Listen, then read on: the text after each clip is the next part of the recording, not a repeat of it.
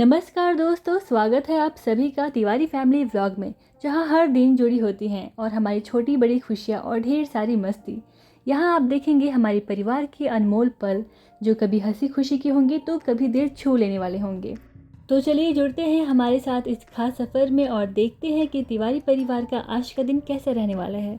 अगर आप हमारे चैनल पर नए हैं तो सब्सक्राइब करना ना भूलें और इस वीडियो को लाइक करें। चलिए दोस्तों, शुरू करते हैं आज का मज़ेदार व्लॉग। तो एक दिन पहले जो है हम मेला देखने गए थे। वहाँ पे जाते ही हमारी दी ने ज़िद पकड़ लिया, उसको ट्रेन पे बैठना था और आखिरकार उसकी ज़िद पूरी हुई। ट्रेन में बैठी और उसकी खुशी का ठिकाना नहीं रहा। और ये नहीं, मेला में बहुत कुछ देखने लायक था। हमने बहुत ही घूम घाम के मज़े किए वहाँ पर। और हाँ, हमने गन शूटिंग और ढेर सारे गेम्स भी देखे। वहाँ का माहौल इतना मज़ेदार था कि समय कब बीत गया पता भी नहीं चला और हम वापस घर आ गए। आखिर में मेले में सब कुछ एंजॉय करने के बाद हम सब मिलकर घर लौटने का फ़ैसला किया। दिन भले ही ख़त्म हो गया था, लेकिन यादें हमेशा के लिए हमारे दिल में बस गई।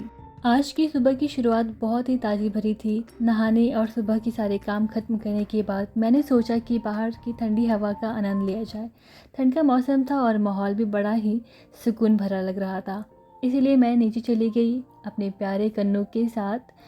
उसी बीच दीदी और पापा को कहीं बाहर जाना था, तो वे निकल गए वहाँ पर जाने के लिए। मैंने सोचा क्यों ना आज मंदिर जाया जाए। ये विचार आते ही मैं रेडी हो गई मंदिर जाने के लिए। शिव जी के दर्शन करने के लिए मंदिर पहुंची। वहाँ की शांति और पवित्रता ने मेरे मन को बिल्कुल सुकून से भर दिया।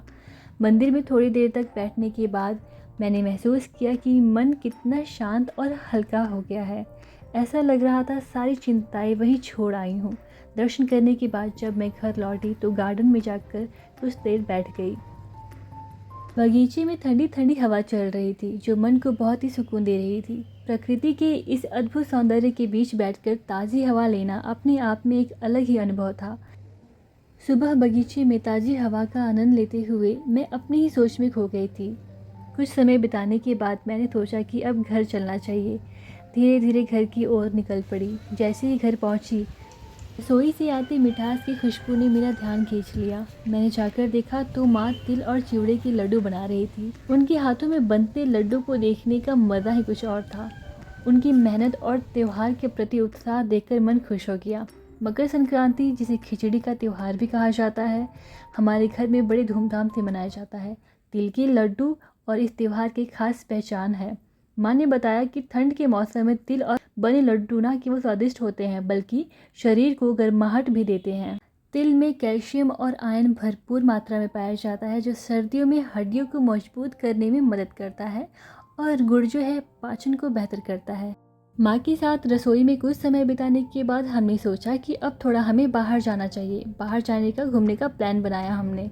जैसे ही बाहर निकले, ठंडी तो भरपूर थी और हमारी पहली मंजिल थी चाय का एक छोटा सा स्टॉल, जहां हमने गर्मा गर्म चाय का लुत्फ़ उठाया और साथ में कुकीज़ भी खाया।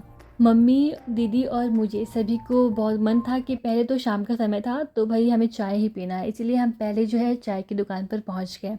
गर्मा गर्म चाय की चुस्की बहुत ही सुकून दे रही थी और उसके साथ कुकीज़ ने, वाह वाह, कुकीज़ ने तो उसका स्वाद दुगुना कर दिया। कुकीज़ भी बहुत टेस्टी था। मैंने थोड़ा खाया और मम्मी को भी दिया, बिकॉज़ मेरा जो है उतना खाने का मन नहीं था कुकीज़, क्योंकि मेरा फोकस जो है पूरा चाय के ऊपर था और चाय बहुत ही टेस्टी था वहाँ का। उसके बाद हम पहुँच गए थे फेमस डोसा सेंटर पर। वहाँ का क्रिस्पी डोसा के साथ परोसे गए नारियल की चटनी और सांभर का स्वाद वाकई लाजवाब था। डोसा खाते खाते बातचीत करने का सिलसिला चलता रहा और हर पल आनंद से भरा था।